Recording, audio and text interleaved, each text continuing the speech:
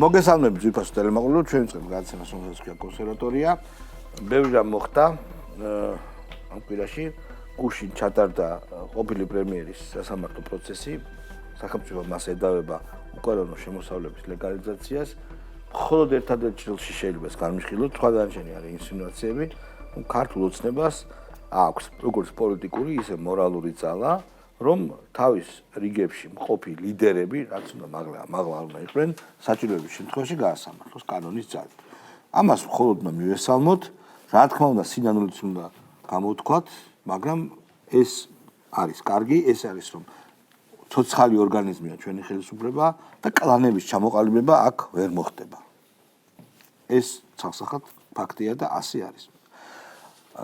შემდეგ რა ხდება სხვა საინტერესო კიდევ ერთხელ ვიმეორებ, აგონიაში მყოფი ლიბერალ დებილები ევროპაში, უფრო აგონიაში მყოფ აქაურ მეხუთე კოლონის წარმომადგენლებს აიძულებენ, რომ საწყალი შეურაცხადი ხალხი სამ გამზირე ხორცად გამოიყენონ და გამკაცრებული ადმინისტრაციული სასჯელის თუ სისხლის სამართლის სასჯელის პირობებში გაუშვან ეს ადამიანები ჯერ 15 დღემდე პატიმრობაში და განმეორება თუ იქნება ალბათ კანონი მათ სისხლის სამართლითაც დასჯის. და ჩვენ ნახეთ ძალიან ბევრი ნაცნობი ადამიანი, ეგრეთ წოდებული ვაჟა ექიმი, რომელიც გაუგებარი ადამიანია, ვიღაცა წვრილფეხობა, მაგრამ არსად არ არის ის ხალხი, ვინც ერეკება ამათ რუსთავზე. მიშამ შულდაძე სად არის? სად არის ნანუკა ჟორჟოლია? სად არის ლომჯარია? სად არის გიგაური? სად არიან ესენი? რატომ არ დგანან იქ? სადაც უნდა იდგნენ, სადაც მოუწოდებენ, რომ მივიდნენ ხალხი. ეს ნიშნავს ის, რომ თავიდან ბოლომდე აი ესე ცინიკურად უდიერად სწირავენ ხალხს, სარგებლობენ რა მათი ან მართლაც შეურაცხყოფით ან ძიმე პირობებით ან სულაც ვიღაც თავზე ხელაღებულია, სარგებლობენ ამით სისუსტით, ზოგადად ვთქვათ სისუსტით და უშვებენ ციხეში. აი ეს არის მთელი ამბავი, ხო? ხო, პირველ რიგში მე მინდა ეს რაღაც თქვა რომ მეც არ ძალიან და ისიც მეც მჯერა რა რომ არასოდეს არც ერთ ხელისუფლებას კორუფციასთან ბრძოლა თუ თვითონ აწარმოებს არ აზიანებს. ეს არის პირიქით, ეს არის ძალიან მაგარი. მე როგორც ყოფილი ჩინოვნიკი და იმედი მაქვს რომ მომავალ გონია რომ გინდა ჩინოვნიკობაში. რატომაც არა. გონია რომ სახელმწიფოს ფულის მოპარვა და მსგავსი რაღაცები არის ყველაზე დიდი ცუდი რამე, რაც შეიძლება ქვეყანაში გაკეთდეს და სწორედ ოცნების მთავარი სიძლიერე არის ის, რომ ოცნება აკეთებს ამას საქართველოს ისტორიაში პირველი ხელისუფლება, რომელმაც დაიჭირა საკუთარი მაღალჩინოსანი, მათ შორის ადამიანებს აქვს ძალიან სერიოზული დამსახურებებიც, მაგრამ ამის და მიუხედავად, ეს არის მკაფიო მესიჯი ყველასთვის, რომ მსგავსი რაღაცები აუცილებლად იქნება აკვეთილი. ეხლა მინდა გადავიდე მეორე თემაზე, უფრო სახალხო თემაზე. ეს არის ეს გიჟების აქციები რომ ტარდება. ერთი დეტალია რა, რომ გურამ ნიკოლაშვილის გაცემაში კარგი ტერმინი გავიგე, საგამზირე ხორცი. ჩემ მოფიქრებული ტერმინი. შენ მოფიქრებულია. სამი და კოში. ხო, ძალიან მაგარია. ესე იგი მე აი ესე არა უშავს. აი ესე მოვიდა. შენ მიხვედი? თუნდა თული. გეჯექი. კი. არა მე ხო, მარაკშოლა. გურამ თქვა რომ გავიგეო ერთ-ერთი. ხო, ანუ შეგაიგო. ო, ბაზარი არა. ხო და გარშავა ნიშნულოვანი რა რომ იქ არის ხალხი, რომლებმაც გუშინ წინ თუ 3 დღის წინ მოკეთ პოლიცია მააკვეთა ამ ქუჩის გადაკეტვა და სინამდვილეში ჩაეშალათ ეს უწყვეტეს იდებილე. ანუ 329 დღეს ვერ გადაკეტეს ეს დიდი გამარჯვება ვერ მოიპოვეს და ქუჩა ვერ გადაკეტეს. და რაღაცა სიმბოლური სიდებილე, რომელიცაც ეტრფიან რაღაც სიგიჟეს, არ გახორციელდა. მეორე დღეს დაწერეს პოსტები, რომ 2 წუთით გადავკეტეთ და ამიტომ არ ითვლებაო და უკვე გაგრძელებულია და გუშინ წინ მობილიზაცია მოახდინეს თავიანთი ამ გიჟების. რა? 10 კაცი მე მგონი დაჭერილია. შავა, რა იცი, შეხედე რა რომ ტიპებმა მიზანად აქციეს რუსთაველის გადაგეტვას. სენდვიჩი ამას აქვს ერთი ახსნა, რატო აკეთებენ ამას.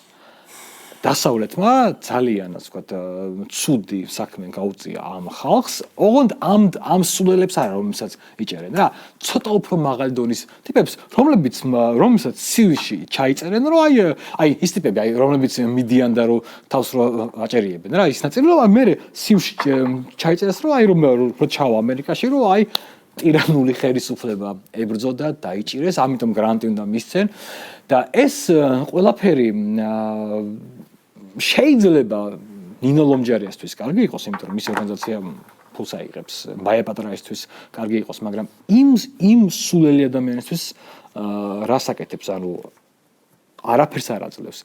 და ერთი არის ძალიან თავი რა, რომ ნებისმიერ შემთხვევაში ქართულმა ოცნებამ დაამტკიცა, რომ მას შეუძლია როგორც რევოლუციების ჩახშობა და არ დაშვება, ასევე საკუთარ რიგებში ყველა პოტენციური პრობლემების აღმოფხრა, რაც ფანტასტიკურია. ორივე საკითხს მინდა შევეხო პირველი განსხვავება ნათლად ჩანს ქართულ ოცნებასა და წინა ხელისუფლებას, ან თუნდაც აი ლიბერალებსაც ვეძახით რა. წინა ხელისუფლება რას აკეთებდა? იქ გერგვლიანის საქმეზეც ვნახეთ და სხვა საქმეზეც ვნახეთ, რომ გადაეფარებოდა 100% დამნაშავეს, 100% გადაეფარებოდა, ყველას დაჩაგრავდა, იმას გააკეთებდა, რა ქვია, კანონებს შეცვლიდა მაგათ გამო და ესე იგი არ გაწირავდა პირიქით. იმას მსხვერპლს კიდევ უფრო იმას გააკეთებდა, დაამძიმებდა და გაუბედურებდა. ეხლა რა ხედავთ ქართულ ოცნებაში ხედავთ ამის აბსოლუტურად საწინააღმდეგოს, ხედავთ რომ თუ რამეს ემორჩილება ესა კანონის უზენაესობა და შენ კი შეიძლება ჩემთან იყავი, ფაქტია რომ დამსახურება აქვს განსაკუთრებით იმ პერიოდში, როდესაც აი სულ ახლახანს გვიტევდნენ და ჩვენ ბორელი რო შემოვიდა. ამაზე ჩვენ უარს არ ვამბობთ, რომ ის ღარიბაშვილი ცუდად პირიქით ჩვენ მხარს უჭერდით მაშინ, მაგრამ არის რაღაცა საკითხები, რაც კანონს ეხება და შენ თუ დაარღვე, კეთილი იდებე და რაღაცნაირად პასუხი აგოტა. ესეთი საზოგადოების შენება ნიშნავს იმას, რომ კანონის უზენაესობაზე დამყარებული საზოგადოების შენება არის ეს ხალხო და არა ის, რომ სხვანაირად როდესაც იქცევი, ისე როდესაც იქცევი, როგორც ნაციონალური მოძრაობა ან სხვები იქცეოდნენ. და შესაბამისად ეს სწორედ იმას მიანიშნებს, რომ ქართული ოცნების პრინციპი არის კანონის უზენაესობის პრინციპია. და ეგ ლოგიკურია, რომ ეს როგორც ღირებულება არის მართლა მნიშვნელოვანი და მართლა ეს პრინციპში უახლოეს ისტორიაში არა ვარ ვიდრები ესეთი ფაქტებით, ხო? ჩვენ პირიქით ვიცით, რომ ეს ცოტა ესეთი მომენტი, რომ ხელს ბანს და მოდი არ გავწიროთ და რაღაცა, ეს უფრო მუშაობდა. და ეხლა აღმოჩნდა, რომ არა, კანონის უზენაესობა მუშაობს. ეხლა რაც შეეხება თვითონ აქციას, მე ემპათიური ადამიანი ვარ და ყოველთვის ესე აღვიქვავდი მათ, რომ აი არის ახლა ბევრი წამიკითხავს, სულ მაინტერესებს ესეთი აი სექტოლოგია, იმიტომ რომ ეს ჩვენ სოციალურ სივრცეს ეხება და ის აზროვნების ფორმები და ის ემოციური ფორმები, რაც ამ სექტებში არის, ვლინდება ჩვენ პოლიტიკურ ცხოვრებაში, ოპოზიციის პოლიტიკურ ცხოვრებაში. და ეხლა რა არის სამწუხარო, რომ აი წარმოვიდგინეთ ესეთი მომენტები, რომ აი ესეთი ადამიანები ზოგადად სექტაში ვინც შედიან, ესენი არის მოწყვლადი ადამიანები.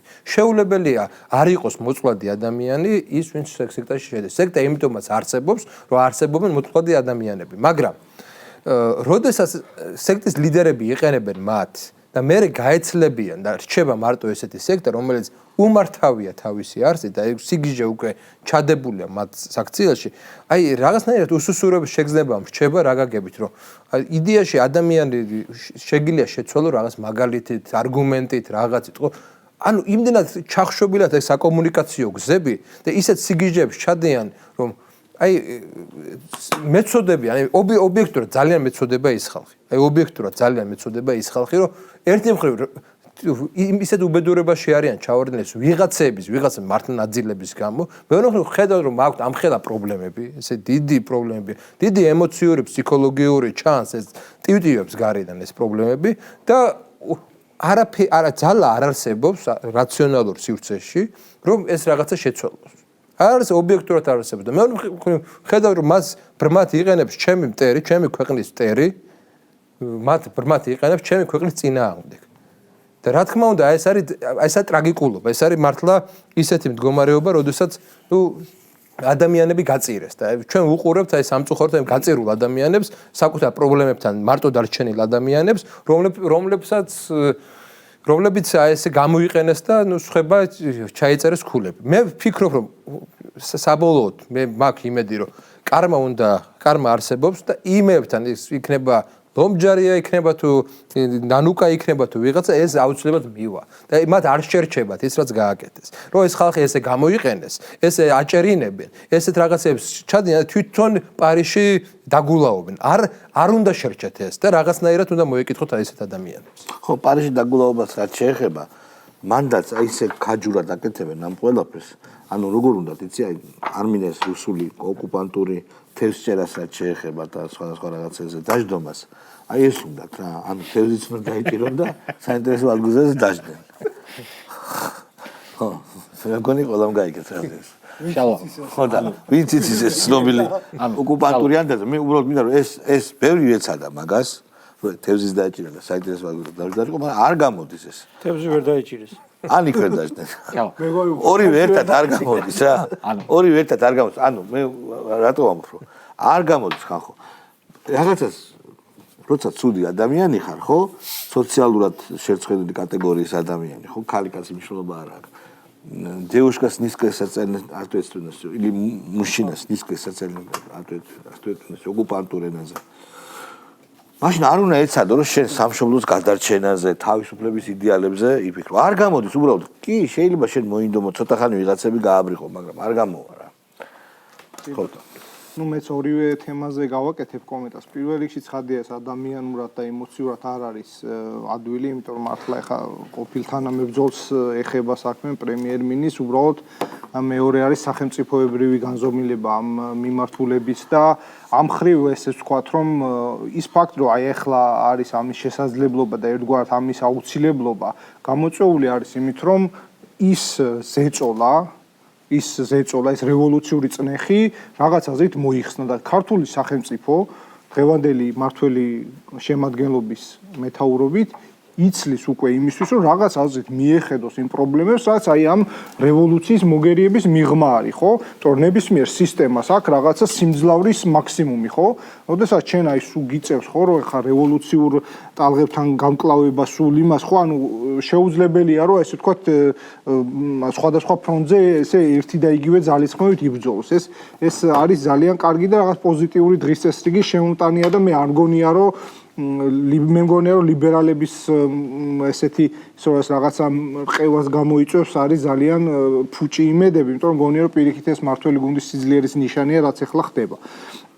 რაც შეეხება მეორე თემას, ну აქ მართლა სახეზეა უკვე აი რაღაც მართლა ბირთგამოცლილი, მართლა სიგიჟე უკვე და ну არის საუბრები იმაზე რომ აი რაღაც ნიღაბის რატო ატარებენ ეს ანუ რატო ართმევენ და რა ანუ ჩვეულებრივად არ უნდა დაგვავიწყდეს ეს რომ რასაც ახლა ისინი აკეთებენ ეს არის მორალისტობა არ შემდგარი რევოლუციის ფონზე ანუ ახლა იწყებენ რომ ვიღაცა ექიმია ვიღაცას ერთი შვილი ყავს ვიღაცის ძმა არის ვიღაცა 100 ადამიანს უვლის და თუ ასეა რატომ მოდის ის აქ ხო უბრალოდ არ უნდა დაგვავიწყდეს რომ ეს რაც ხდება არის არ შემდგარი რევოლუციის აი უკვე მინავლების პროცესში ყოფილი ექოები ხო? ვინ ამბობენ ხო? ხო?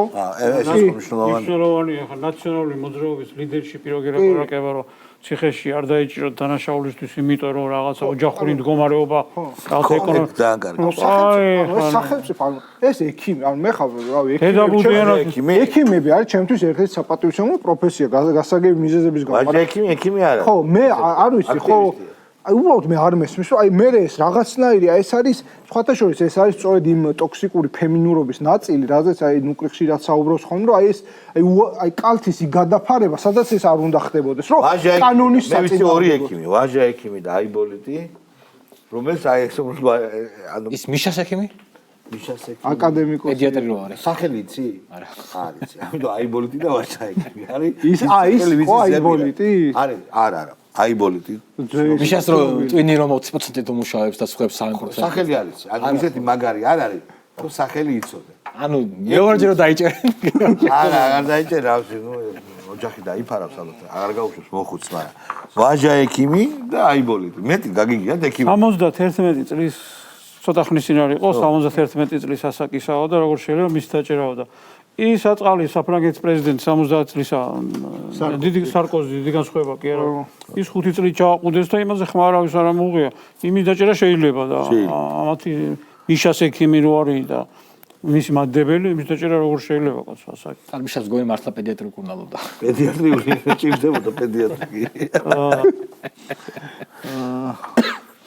რა თქმა უნდა ჩვენმა გამოცდილებაზე ლაპარაკობთ ხოლმე ყველაფერი ხო გამოცდილება ამდენი ხნის გამოცდილებამ გვასწავლა რომ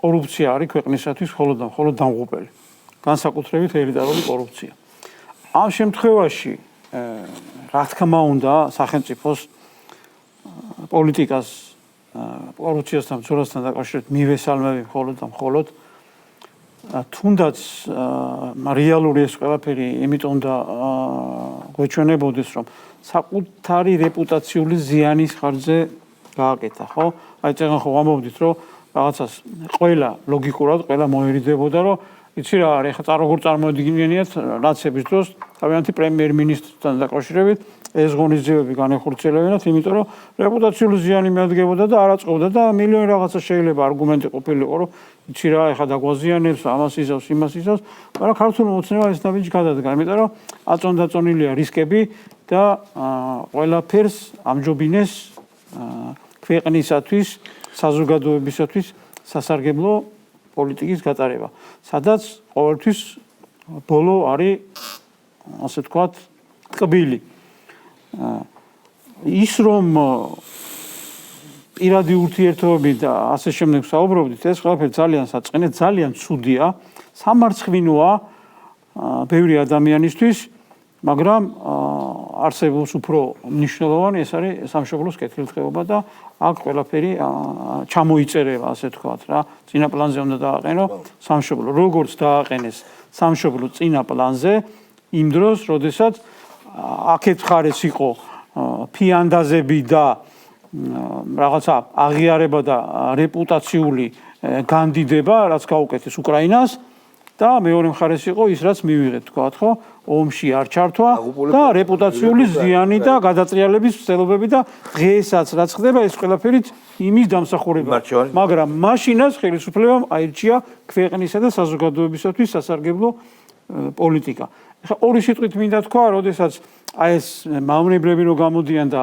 რაღაცა ბიუჯეტიდან ფულს იპარავენ და რაღაც ეს განსაკუთრებით ღარიბაშვილთან დაკავშირებით ანუ მე სულ არ რუამონათებენ ხო არა დამონათ რაც კიდე ის და უბრალოდ იტყუებიან აქ საუბარია უკანონო შემოსავლებზე და მის ლეგალიზებაზე ანუ ეკონომიური დანაშაულის წინააღმდეგ ჩადენილი ქმედება არის ხო და შესაბამისად ეს არ არის არ ითვლება რომ მაგალითად ხალხის ფული მოიპარა ბიუჯეტიდან ფული მოიპარა აქ ბიუჯეტი არაფერ შუაში არა მე კიდევ ერთხელ ვაფიქსებ არ მინდა ვიღაცის ადვოკატობა არანაირი სრულიად არ მაქვს თვითონაც კარგად შეუძლია დაიცვას თავისი თავდაპირველები და ყავს ადვოკატები მაგრამ აქ არაფერი შუაში არის ამას კიდევ ერთხელ გეუბნებით ლაპარაკობენ ის ხალხი ვინც ძალიან ბევრი წლის განმავლობაში ბიუჯეტიდან ფულს იპარავდა და ადარებენ ახლა იმას რომ აი თურმე რაღაცა იქ რა შედარება როგორ შეიძლება შეადარო სააკაშვილის მიერ ჩადენილი ქმედებები და